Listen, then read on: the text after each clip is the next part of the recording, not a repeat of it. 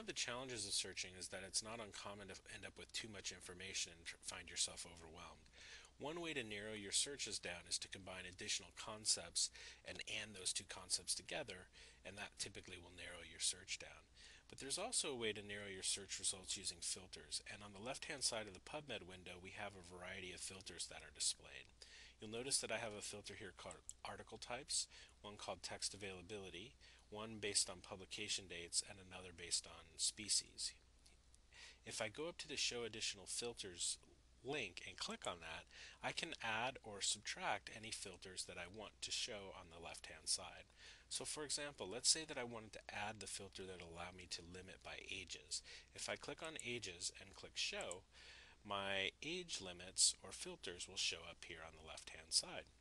Now what I can do is I can take the results list that's currently showing in my PubMed window and apply various filters to narrow down my results based on what I've chosen.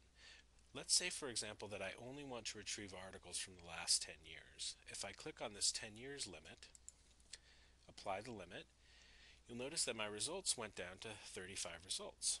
I can also apply a second limit if I want, or a third or a fourth. Now, I want to keep an eye on the fact that the more limits that I apply, the more my results will dwindle, and it's important not to narrow yourself down to zero or remove things that might be of potential interest. Let's say, for example, now that I want to limit to child birth to 18 years. So I want to limit by age, birth to 18 years. I've currently searched on children, so the majority of these articles are about children, but by applying that limit, I removed a few more articles from my results set.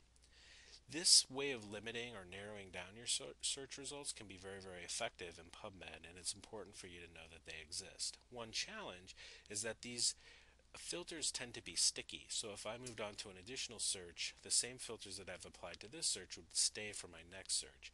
It's important to know that if you want to clear the results or filters for a given search, you just click Clear All, and those filters will go away, and you'll then be able to do an additional search without the filters that you applied to a previous search.